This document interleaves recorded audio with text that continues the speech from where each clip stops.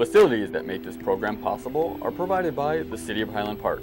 Programs are produced independently by members of the community.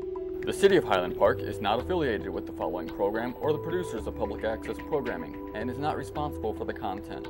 The following program does not reflect the opinions of the City of Highland Park.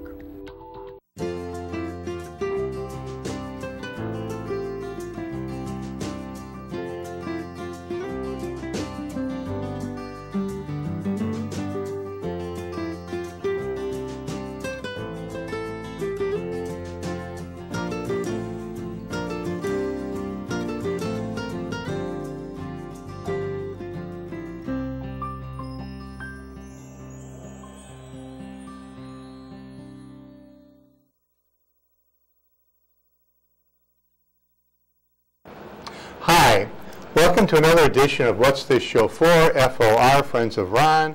I'm your host, Ron Levitsky. Back in 2012, a famous American said, quote, "The Electoral College is a disaster for democracy," unquote. 4 years later, that same man said, "I ran for the Electoral College. I didn't run for the popular vote." Of course, we're talking about Donald Trump. Now, in all fairness to President Trump, lots of politicians say different things at different times in their careers. Electoral college has been a buzzword. Many people have opposed it, sometimes, other times defended it. One group of people who have consistently been opposed to the Electoral College is the League of Women Voters. And I'm delighted to have a representative of the League with me today, Rosemary Heilman. Rosemary, thanks so much for being here. Oh, Ron, thank you for inviting me. I'm excited to be here. Well, you know, I always thought of because you and I both were teachers, and I always thought of the Electoral College as kind of like your appendix. You know, it couldn't do any good for you anymore, but it could flare up, and maybe the best thing to do would be remove it. Right. So we're going to be discussing that today. Before we do, mention you have been a teacher, but let's talk a little bit about your background, where you grew up, you know, and your interests. Sure. I grew up in Evanston and went to Evanston High School, and then to Northwestern, and have a bachelor's in history, and then got a master's in special education at Northeastern Illinois University. And I raised my children with my husband, my late husband, in Glenview, and that's where I joined the League of Women Voters when the children were young. And I retired in 2012 after 34 years of teaching. So you had joined the League of Women Voters quite a while back. Oh, yes, 40 years. So you must have always been interested in civics or politics, is that right? Well, I was thinking about this question coming over here today, and way back in my memory banks, I remembered that I knew that I had been in a political group when I was a freshman in high school, and that was the 1960 Nixon-Kennedy election. And I know I've always known about the Electoral College and always thought it was a bad thing. And I remembered why. Because after the Nixon-Kennedy election, our little group did a follow-up, and we kept being told that Nixon, if he had won one more vote for each precinct in Illinois, Illinois would have gone for Nixon, and Nixon would have won. So we were very aware of the Electoral College and the power of it. And then we also were aware, and I had forgotten until we were doing research for this project, that Nixon actually is considered to have won the popular vote in 1960 by 48,000 votes. But because he was so outmaneuvered in the Electoral College, he never pursued it, and not much was made of it. So I think that's where my roots of my concern about the Electoral College go back to the unfairness that I perceived at that young age, freshman in high school. Yeah, I think that, like many things, you sort of ignore situations as long as they're not bothering you, but then when they flare up, then there's a lot of attention. We've seen this, you know, obviously with the Gore-Bush race. That's when I remember people were, well, let's get rid of the Electoral College. But you're going to show us some. Actually, it's really nonpartisan. The concern should be for both parties, and so we're going to get a good look at that. This is also a wonderful opportunity because I have another friend who's involved in League of Women Voters, and I really, I've heard about it, but I really don't know much about it. So we're going to take a look at a few slides in a moment about the League, but why don't you just give me a quick thumbnail sketch of what the League of Women Voters is. Well, the League of Women Voters was formed around the time of women's suffrage, when the women received the vote. So around 1920. 1920. In fact, we're having our 100th anniversary coming up in August of 2020, so we're getting ready for that. And it was apparent that a whole large group of voters were now coming to the polls who maybe were not aware of political issues because they hadn't been asked their opinion for all those years. So the League was formed to educate not only women, but a lot of new voters at that time. A lot of immigrants were coming to this country at that time and earning citizenship, to inform them of their ability to vote and then also to educate them on issues. So those are so that's how it started in the 20s. And those two parts of the League continue today. We have voter service activities such as registering people to vote, and then we have issues that we have taken positions on over the years. And I want to talk to you a little bit about the issues in a moment. But it's interesting to me, because I remember teaching history and reading about history, the idea, one of the reasons given to permit women the right to vote nationally was that women would somehow purify the politics and get rid of the smoke-filled rooms and the corruption. And it was, that was one of the ideas of reformism. That's right. And I think there are a lot of reasons why women were given the right to vote. I still think a lot of people thought they would just vote the way their husbands told them to anyway. So it's hard to go back to those days. There are a lot of books about how it came about, Let's take a look at a few slides dealing with the League specifically. So if our wonderful director, Larry, could put up our first slide. Take a look and kind of illustrate what you've been talking. Oh, there we go. That's a good. We know who you are. Okay, here we go. All right. Well, democracy is not a spectator's sport. We love that expression because, again, many of us came from countries. Our ancestors came from countries where people did not have input into their government, and that's the most wonderful thing about this country is the vote. And it's a shame that we have relatively low voting totals. It is. And as we talk, I think the Electoral College has a role in some of that low turnout. Next slide, please. Yes. And there they are, the ladies getting everything ready. Now, even though our name is the League of Women Voters, we do encourage men to vote, to be members. The League of Women Voters of the state of Oregon has a gentleman who's the president, and so, but it's mostly women that wanted to educate other women and new voters. Okay, next slide, please. And then this is our basic tenet because we are issue-focused, we are education-focused, nonpartisan. It's a nonpartisan political organization that encourages informed and active participation in government. We want to increase understanding of public policy issues, and we work on education and advocacy for issues. We never support any candidates. Okay, next one, please. And so here are some of our activities, and you'll see the lady in the corner there is registering voters at the Vernon area public library, and we had candidate debates for the last election, the 2018 election, and we have a voting site.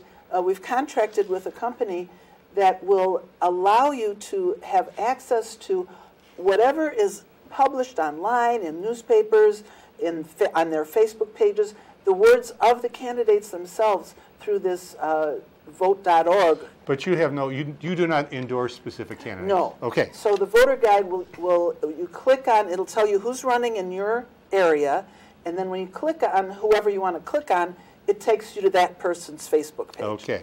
Next slide, please. Yeah. And then, aside from voter service, then education and advocacy based on our position, arrived at by a grassroots process of study and consensus. And you were interested in the consensus aspect. Can you come back to us, please? Yes.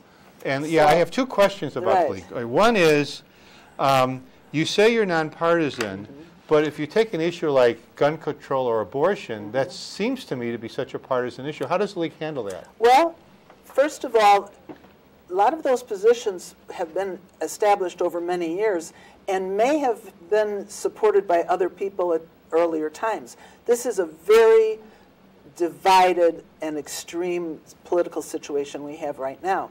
So the process, I'll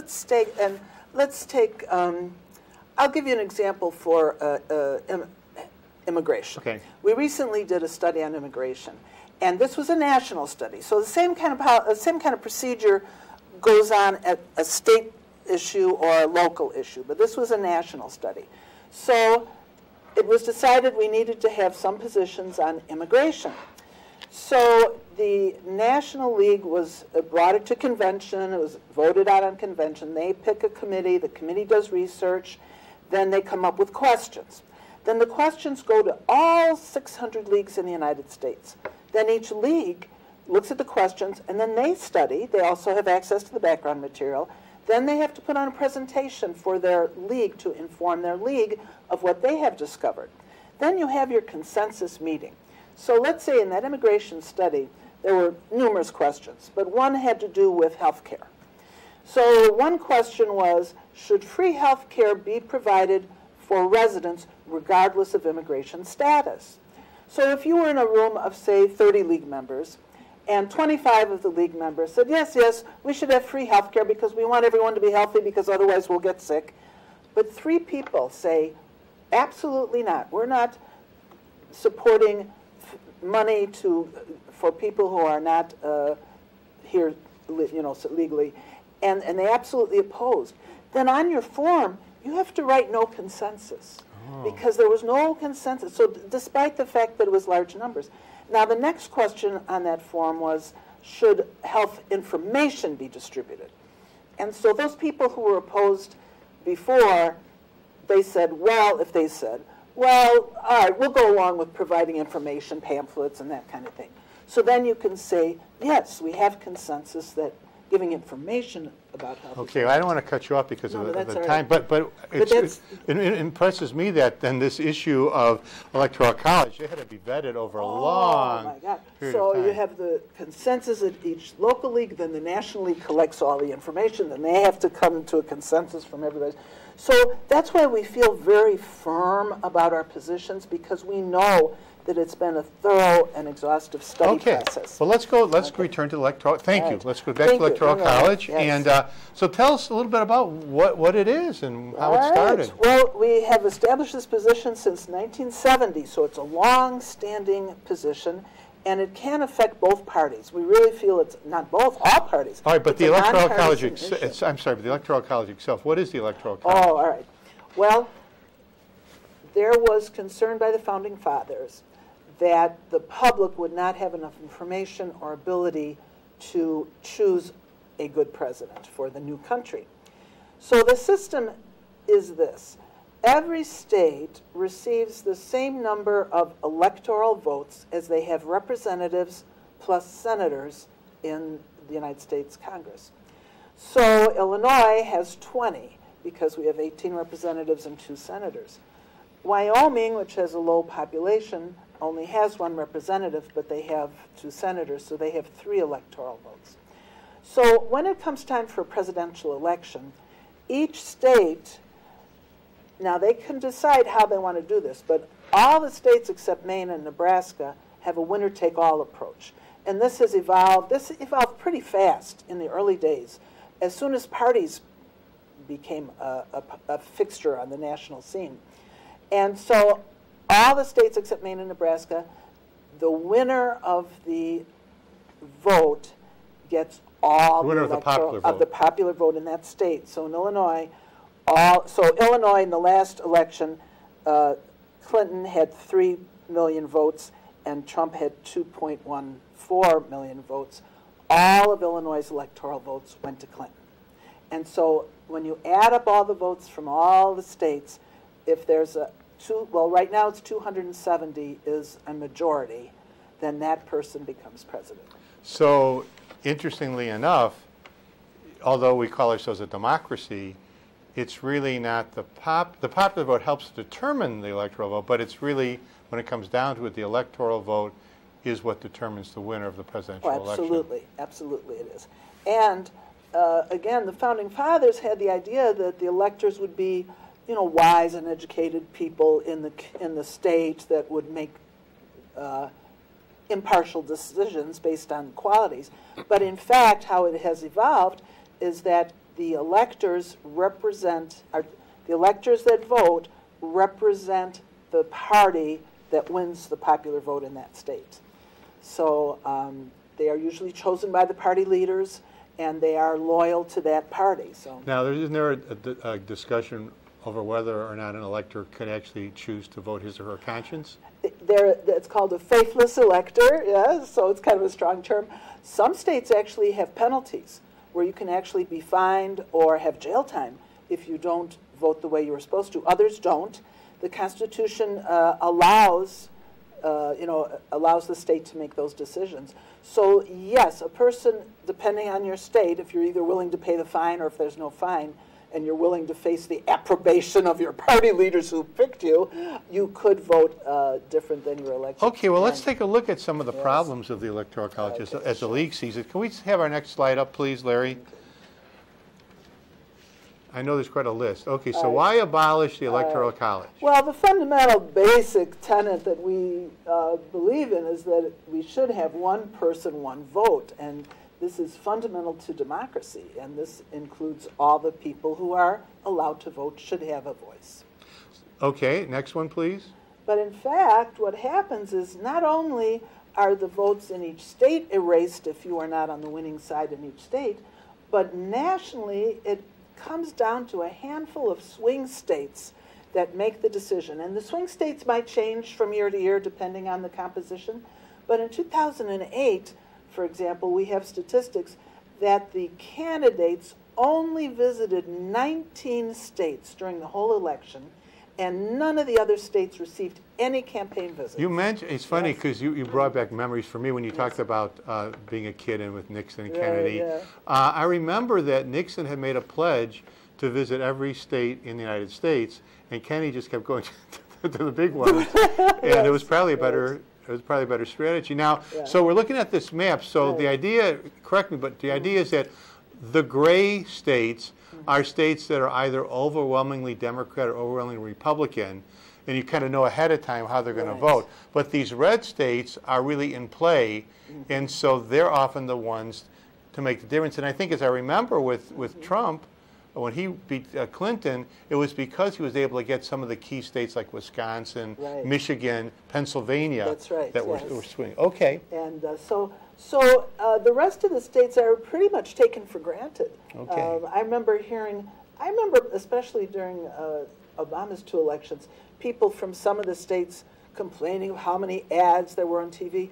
There were none that I remember because Illinois was taken for granted. So. And I think some people who worked on campaigns in Illinois, like for example, in Illinois for Obama, some of those people I know went to Wisconsin because they don't need us here. I heard that. Okay, next slide, please. And then the main, the League of Women Voters wants everybody to vote. And you asked me about my childhood. Going back to my childhood, there was a time in Chicago. I'm sorry to take time, but I love the story. No. I don't know if you remember, in the Chicago area, one of the news stations gave a minute at the end of each newscast for people to make a statement about one issue of the day. And so because of federal laws, they had to have one side one night and the other side the other night. So my sister and I were watching TV one night, and sure enough, the League of Women Voters came on and said, "We want everyone to vote in this election. It's very important, blah, blah, blah," for a minute. So I remember turning to my sister and I said, well, I don't know how they're going to find somebody to be opposed to voting. And sure enough, the next night they had someone from the Anarchist League, and he said, "Don't vote," blah, blah. So I was aware then, again, in my youth, of the League of Women Voters wanting everyone to vote. So if your vote doesn't count, if you're in Illinois, for example, if you're a Republican or a third-party candidate supporter, why would you even vote in Illinois? Yeah. Because it's going to go Of course, you could vote for lower office, governor and Senate. But what happens is that negative, cynical attitude kind of carries down. And you have, I know the League has statistics to show that. Right. And if you're a Democrat in Illinois, why vote? Because it'll go Democratic without you.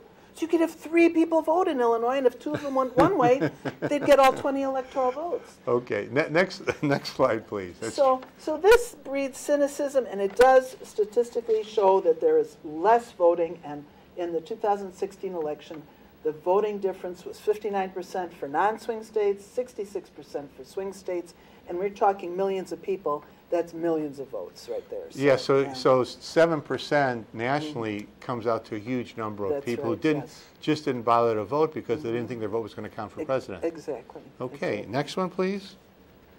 Another reason is that the Electoral College polarizes us.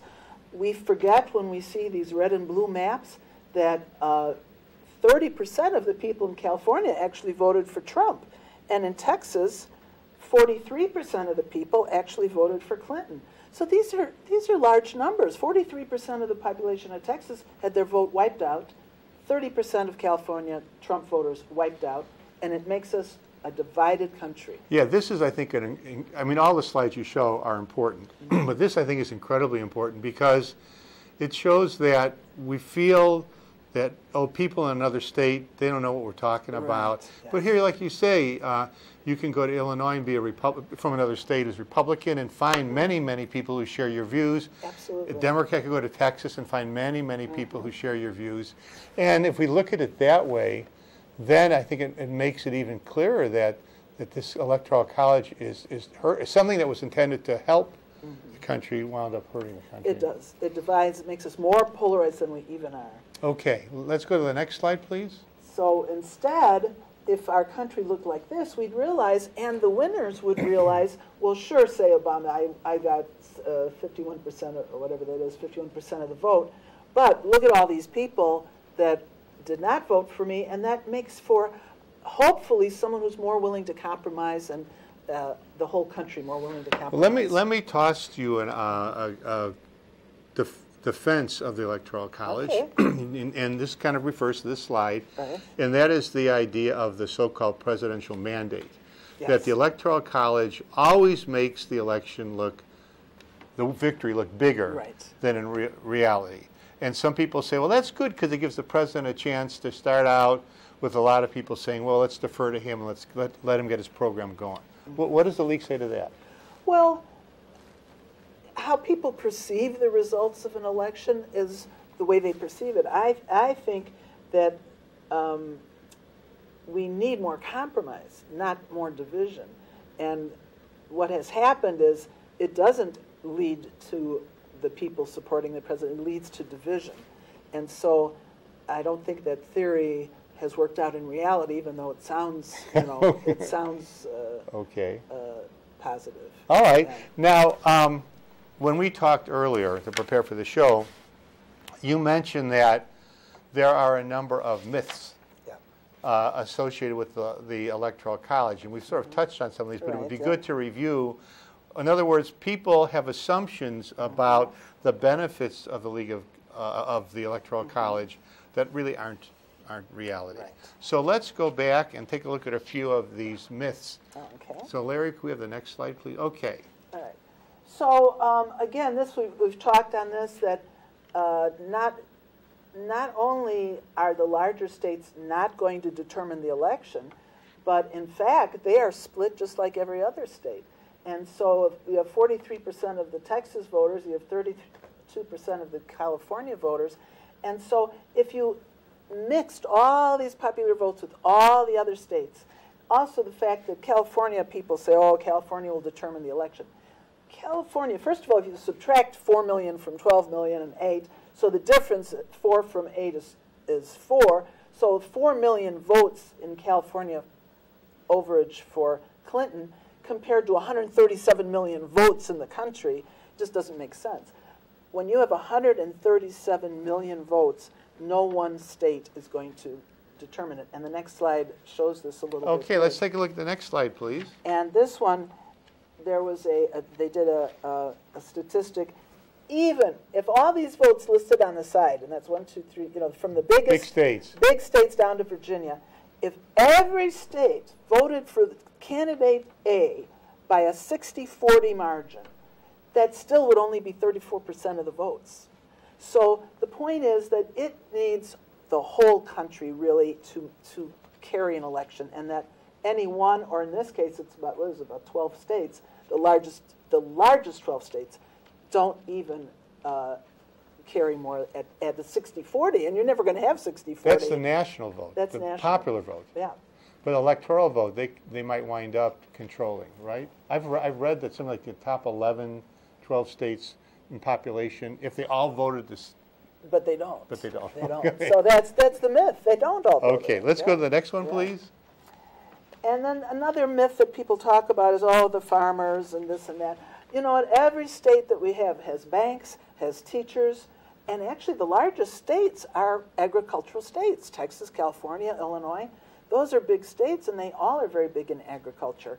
So when you're talking about the farmer in California has similar interests to the farmer in Montana because they're concerned about their land. So there is no small state particular interest. And in fact, on the next All right, let's take a look at the next one, please. In the last election, the smallest 16 states were exactly split because Wyoming's a small state, so is Rhode Island. So they all have interests besides the fact that they're large or small. And we know going back in history that one reason why the Senate was created the way it was is so that the smaller states would feel more protected. But as you're saying today, there's no specific small state issues versus the issues of larger Right. states. All of our issues tend to be national issues. They're economic interests and social interests and so forth. Okay, next slide, please. And also the Electoral College can and has heard both Republican and Democrats. This is important. This is important, as I told you in my Nixon story, but actually in the Kerry-Bush election, Bush was leading by 3 million votes. That's a familiar number to us. But if Kerry had gotten 60,000 more votes in Ohio, he would have carried Ohio, and Kerry would have won, even though Bush was leading by 3 million votes. So this can affect either of the large parties, and it definitely cuts the voice of the small parties. Okay, come on back to us if we can, Larry, and let's talk a little bit about what the league wants to abolish it. So That's right. give me some strategy. All right, well, in order to abolish it permanently, we're talking about a constitutional amendment. So in order to pass a constitutional amendment, a bill has to be brought up and passed by 2/3 of the House of Representatives and the Senate. There is a bill in the House Judicial Committee now, House Joint Resolution 7, which is proposed by Steve Cohen of Tennessee. And then after it passes both houses by 2/3, does not get signed by the president, then it goes to the states. And you have to have 3/4 of the states to pass it. So it is we know it's a long haul, but this makes it a permanent part of the Constitution and gives everyone a chance to have their input into it. So the fact that it's long and difficult actually means that it's going to mean more when it passes. So what then is the league doing right now? Right now, in Illinois, well, the league has, we passed a resolution at convention that we reaffirm our long-held position that the Electoral College should be abolished. So we got confirmation from our national organization. And in Illinois, we have a committee, one of our issues committees, that is going around doing presentations. We have a mailing list of people all over the country. We have about 700 people on the mailing list, including most of the leagues. And we are meeting monthly. We are looking at ways to lobby, for individuals to lobby their federal legislators to get this resolution through. And then, and we hope and we've had our presentations given in 8 states, some of them by us and some by other leagues who have used our materials, which are housed on the League of Women website. And I don't know, Larry, if you can put up the contact information, Right. which is the League of Women Voters contact information dealing with this issue. Right. So it sounds to me that this is something that involves not just federal elected officials like senator or representative, but also our state representatives, Absolutely. because it eventually, if it passes Congress, Right. then it goes to the state. Oh, there's the Absolutely. information. League of Women Voters abolish electoral@gmail.com. Right, yes. Have you gotten any sense of how either our national or state representatives feel about this? Well, as with the public, our biggest hurdle is that people who agree with us, who think it should be abolished, think it can't happen. So that's our biggest hurdle. There always will be people who disagree. All right. Well, we know that with people like you, we got a real chance to get this Well, changed. thank you so much. And thanks, Rosemary, so much for being here. I hope you enjoyed it as much as I did did. very much. Thank you. We'll see you next time on What's This Show For, FOR Friends of Ron. I'm your host, saying on behalf of Rosemary Heilman and I, goodbye. Yeah, Well, thank you so much for being here.